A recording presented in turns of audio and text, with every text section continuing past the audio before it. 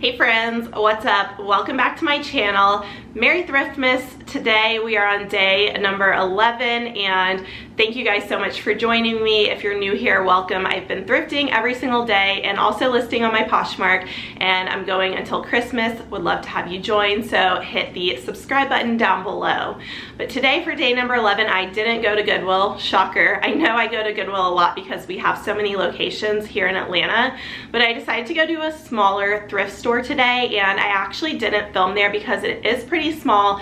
It was super crowded, and some places I like to keep to myself, so I didn't film in there, but of course I'm going to show you every single thing that I picked up.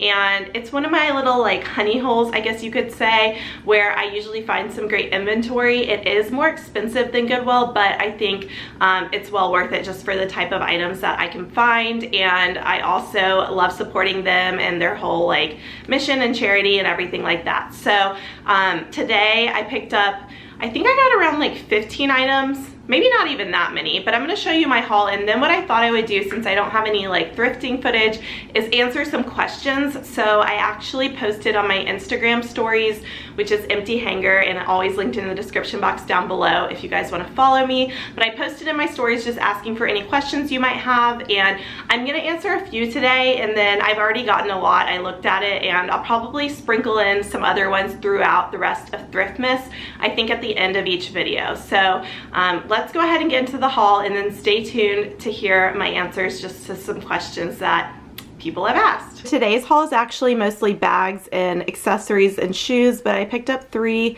items of clothing, and the first one is this gray knit sweater. It's got the fringe trim as well as some embroidery, and it is by Free People. It's a size medium.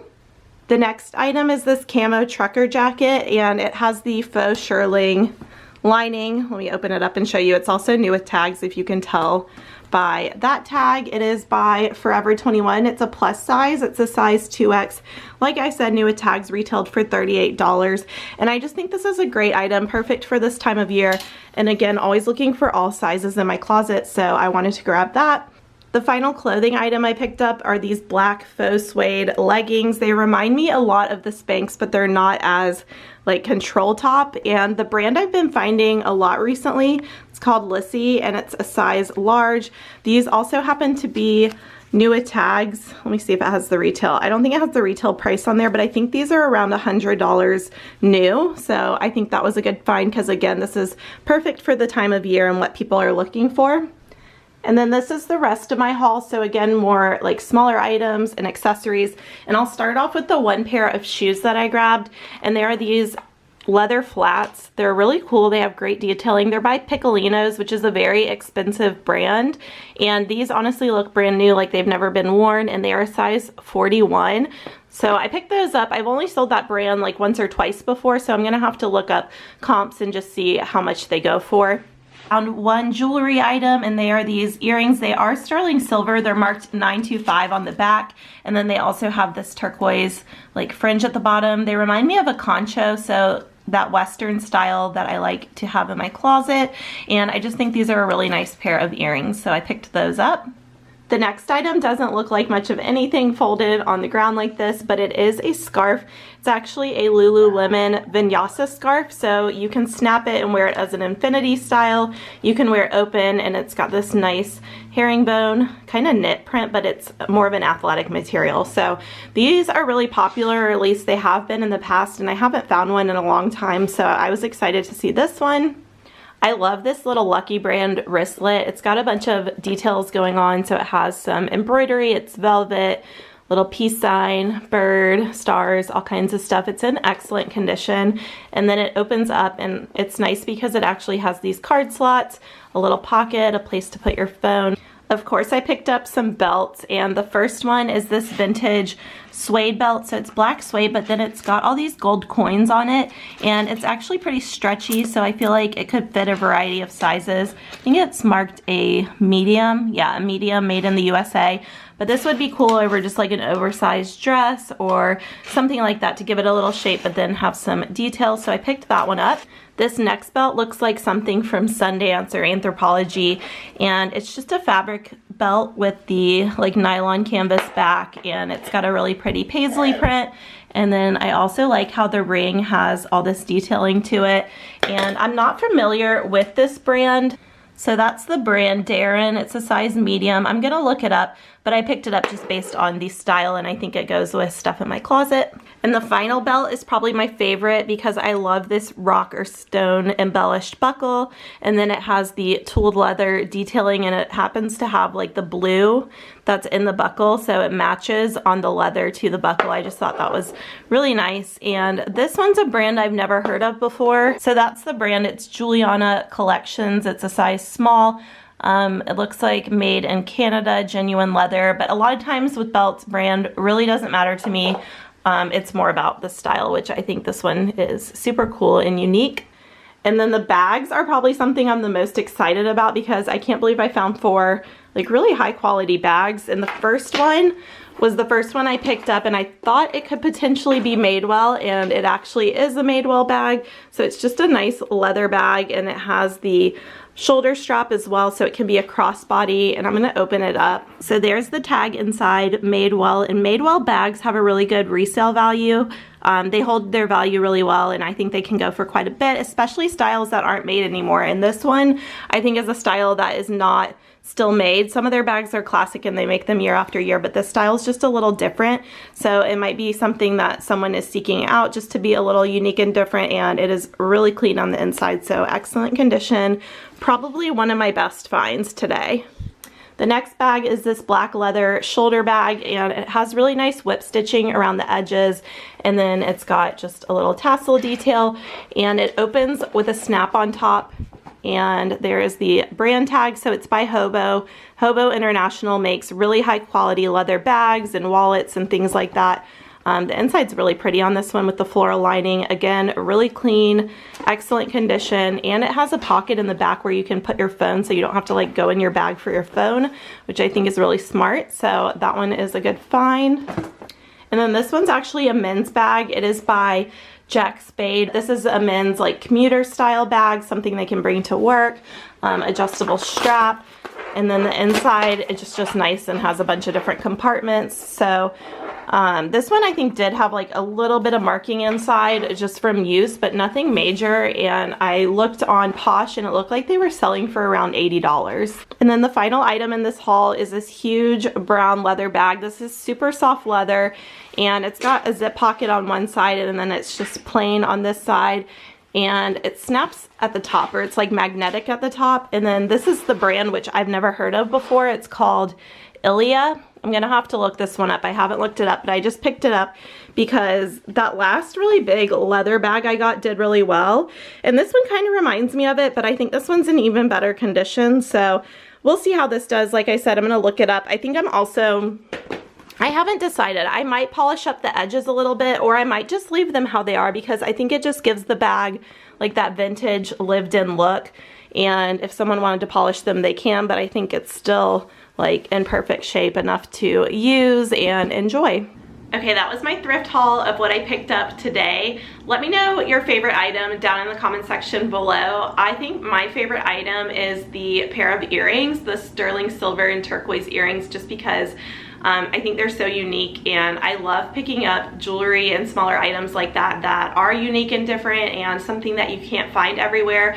I think it makes an item maybe a little more desirable, so those are my favorite. I hardly wear earrings, or else I would maybe keep those, but I'm usually more of like a necklace person. Like this necklace, actually every time I wear it, people always ask about it. It's rainbow jasper, and I got it at an art festival, but I love it. So I'm more a necklace person than earrings. But anyways, let me know your favorite item. But I have the questions you guys submitted on Instagram. I have them on my phone right here. So I'm just gonna refer to my screenshots and see some questions that I can answer today. And then, like I said, I'll answer some other ones in future videos. But let's go ahead and get started. Okay, my first question comes from my friend Jessica, and her Instagram is JS Thrifts and Flips. So Jessica asked, what ways are you changing / staying the same in 2020 personally and professionally? And I really like this question because I'm big at like goal setting and also like starting the new year off fresh. I actually made a video about it last year, But I've been thinking about my goals for 2020 and I'm not 100% decided, but I definitely want to focus professionally more on YouTube here. I love creating content, and I know for me it's been kind of up and down this year of times where I'll have highs of posting a lot of content and then I'll go a while and not post any. So I want to start keeping it a little more consistent, especially just because I feel like I've been really motivated by you guys lately. And actually I met someone on Sunday at the thrift store, and she came up to me and was telling me the story of how my videos and finding me helped her to support her family in a time of need, and it just made me feel so good. Like, her husband was unable to work for a while and she found my videos here on YouTube, started selling on Poshmark, and was able to support her family during that time when he was unable to work. And then now he's back to work and she's still doing it and able to just provide some for her family. So hearing stories and things like that just really, I'm like getting goosebumps thinking about it now. I've had so many stories from you guys like that. It just really motivates me to want to continue to do this, because you never know who you're going to touch and inspire. And me thinking back to when I first started Poshmark, I knew nothing about it, and I went to my first Posh Fest and I was hearing stories of all these people and how they've made it their business and their livelihood and things like that. And it opened my eyes to the business. So I want to provide that to someone else. And I think I've been fortunate enough to have this platform on YouTube and so many followers and subscribers, which I still can't believe I have over 50,000. I can't believe I have over 1,000.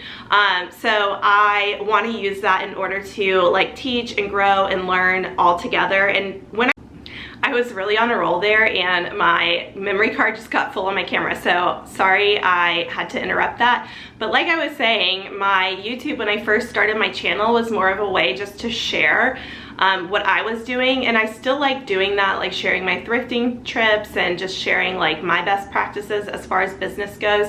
But I just want to expand that and also start creating more content for like new people. And I don't even know exactly what I'm gonna do yet, but I just know that in 2020 YouTube is going to be a pretty big focus for me professionally. And then I'm pretty happy with what I've been doing as far as my Poshmark closet. I'm going to continue just what I've been doing there, and of course that's another focus because Poshmark is my main income and my business, but then YouTube is just this other avenue that's really grown for me, and I can't wait to see where I can take it. So that's my answer for professional. That was really long, and sorry I interrupted myself. And then the other is personally what I see myself, or like what ways am I changing. So I say this every year, but I want to have more of a work-life balance for sure. I need to put myself out there a little bit more as far as like going out and doing stuff and not working 24/7, and maybe like dating a little this year because I never make time for that. My mom will probably be happy to hear that I might, start dating again. And then what else do I want to do? Oh, I want to buy a new car. I've wanted a new car for a while, but I'm saving up for it. So I'm saving for a new car. That's something personally I want to do. And of course, just travel more. I traveled a lot last year and I love exploring and visiting new places, and this job allows for me to do so, because when I worked a full-time 9 to 5, I have my 2 weeks vacation time, and I honestly didn't even take it all the time. So now that I have a little more flexibility, I want to take advantage of that. So those are my goals for 2020. I hope you guys have been thinking about your goals as well. Wow, you guys submitted so many great questions.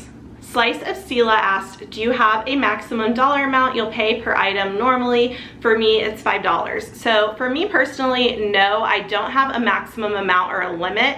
If I know the item is gonna sell, then I'm willing to pay for it, and it really just depends on the item. Now, if I'm gonna spend a lot on an item, then I wanna make sure it's something that I think will sell, somewhat quickly, because I am investing that money into the item. I wanna get that money back, so I hope that it's something quick as far as the flip goes. But I don't have a set dollar amount. I don't personally have a set amount on what percentage I want to make back on each item. I am just looking for stuff that I can make money on, that I think will sell for me and sell fairly quickly. So I don't really like to get stuff that I think is going to sit for a really long time. I don't like to spend a lot of money on it, I should say.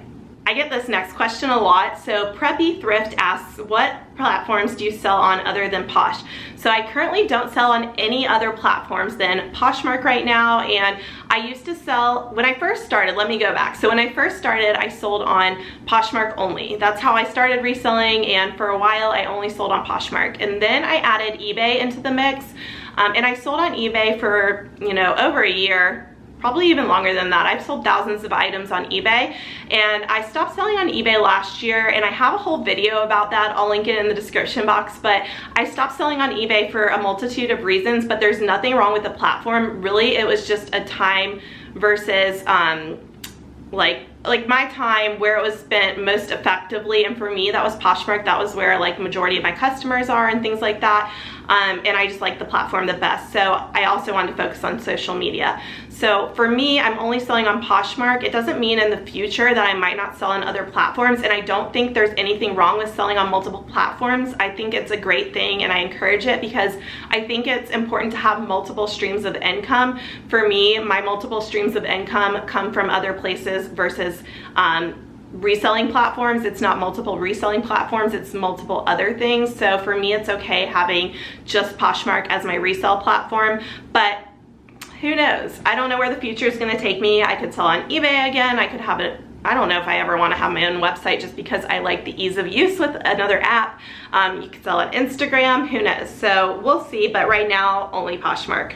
The next one is from Lily's Macarons. She asked, what is your favorite keto dish? And you guys, I am so lazy when it comes to cooking that I really like scrambled eggs with cheese. And I know that's not very exciting, but just put a good chunk of butter in the pan, scramble up some eggs and cheddar cheese, and I'm a happy girl.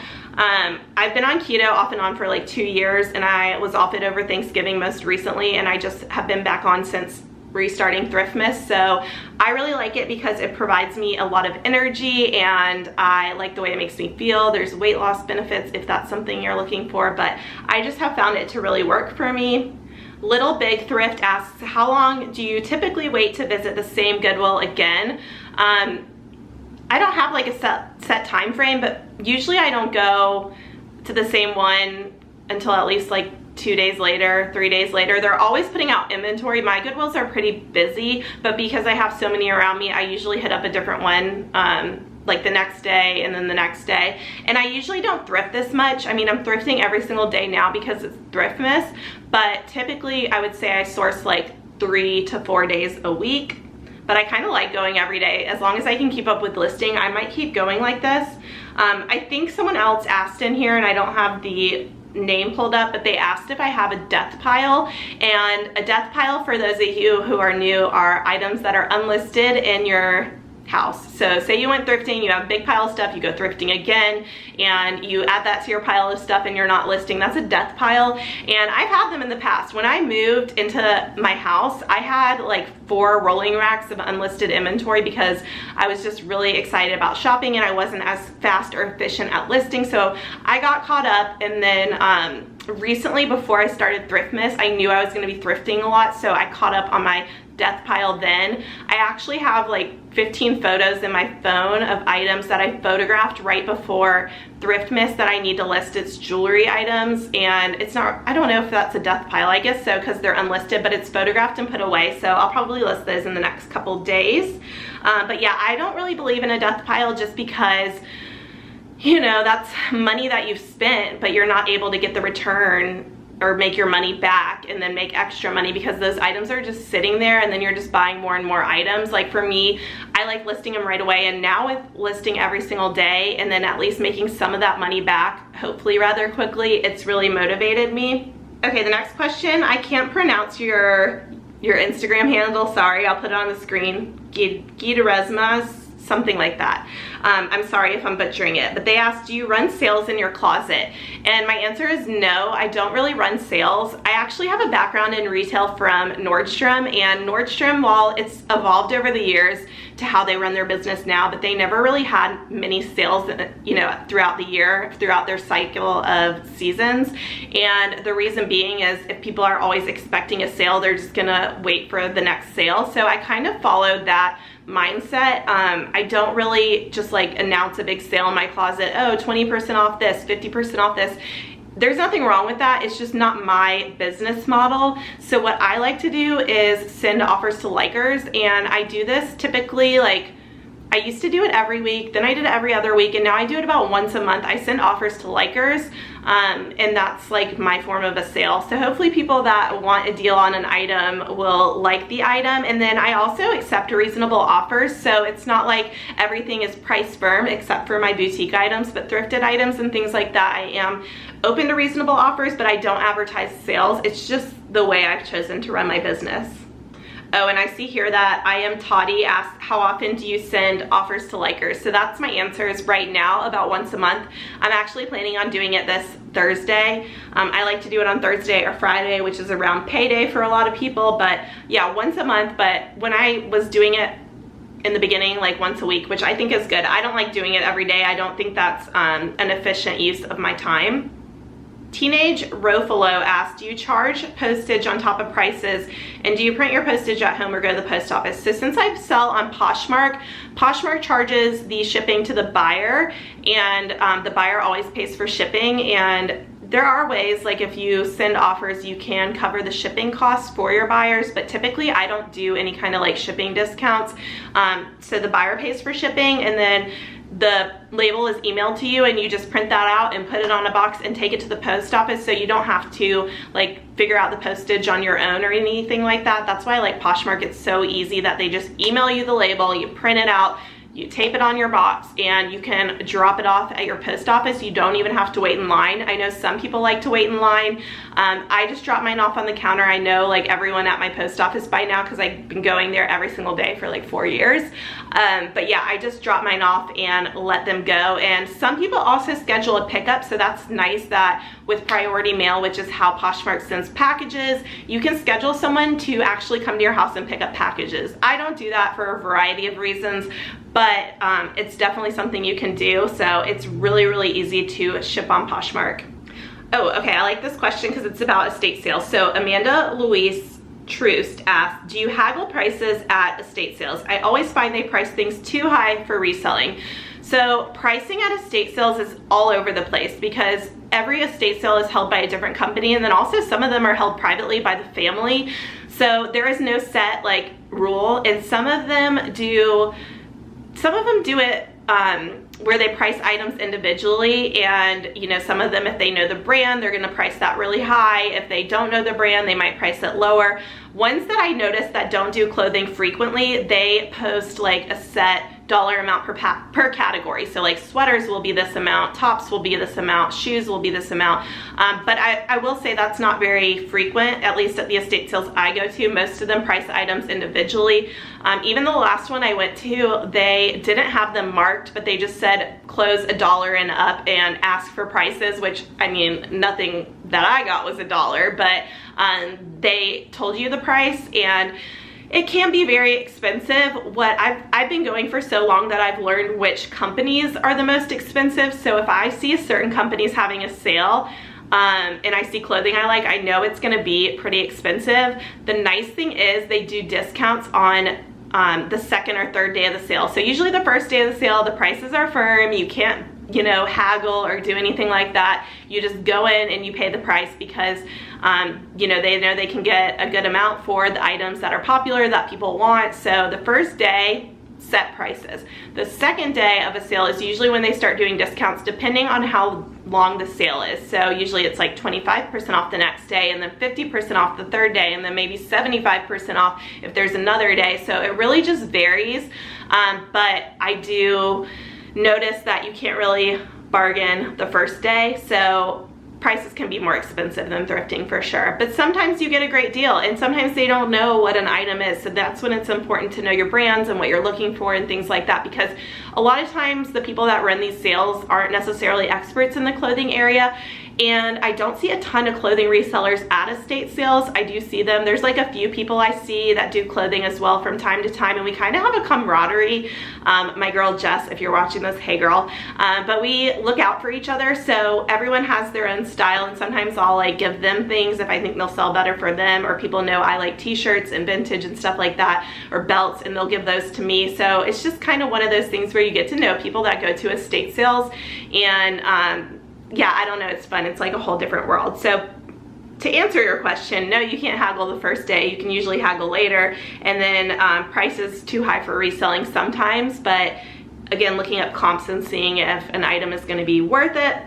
I'm gonna answer one more question in this video because it's getting kind of long, and then like I said, I'm saving all these questions and I'm going to spread them through the rest of my videos this month. And if you want to leave a question in the comment section below, you can, and I'll look at those too, but I do have like a bunch screenshotted here. So the last question comes from Amber Nicole T. So she asked, why did you recently change your inventory bins? So that's a great question. My inventory tour is one of my first videos on this channel, like way back when. I haven't watched it in a while, but I probably would cringe if I watch it just because I feel like I've evolved a lot. But I used to store my inventory in these striped IKEA cardboard boxes. I had them in those boxes for years, and probably within the last like 6 months, I don't remember exactly when I changed, but I switched to these plastic bins that I get from Home Depot that have an attached flip top lid. And I changed for a couple of reasons. So first reason being, IKEA discontinued my boxes, which I was so sad about. So the striped boxes were no longer being sold at IKEA, so I couldn't get more even if I wanted to. And then, so I had started adding plastic bins then when I needed more bins and I couldn't get the striped ones. But then I decided to just go ahead and switch my older ones because like I said, I had had them a couple years. While they had held up great, I could tell some of them were like starting to wear because they were just like a cardboard material. And then the other thing that I ended up liking more about the plastic bins, the ones I picked out had the attached flip top lid. The IKEA ones, I would have to take off the lid to get to my items, and the other ones I just have to like flip open. So I know it's a small thing, but in this business, your time is money, and I'm all about being as efficient as possible. So I ended up liking the plastic ones better, and I just switched to those so I could be consistent across the board, and going forward, I'll just continue to use those. And this wasn't in the question, but probably the question I get the most is, am I gonna do an updated inventory tour? And the answer is yes. I definitely want to do an updated inventory storage tour video, but I'm going to do it after Thriftmas. So I wanted to do it before, but then my light was out in my inventory room, like it was a bad fan light switch. I don't know, it wasn't the light bulb. So I had to get an electrician out, and it just took a little while, so I couldn't film that video before Thriftmas started, so I'm gonna put that one up after Thriftmas. But I'm gonna go through in depth like how I store my inventory, how I label it, how I keep it organized, because I definitely think that can be helpful to people to see. When I first started, I lost inventory or like couldn't find it, or it would take me like an hour to find something because I had it in so many different rooms and places. So I figured out a system that works for me, so I want to share it in hopes that it can help you in some sort of way.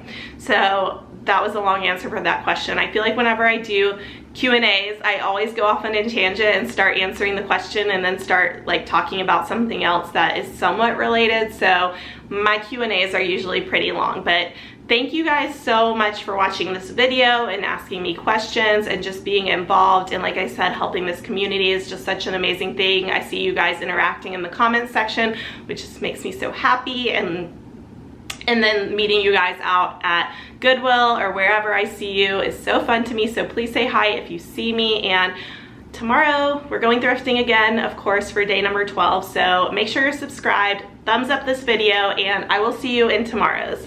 Bye.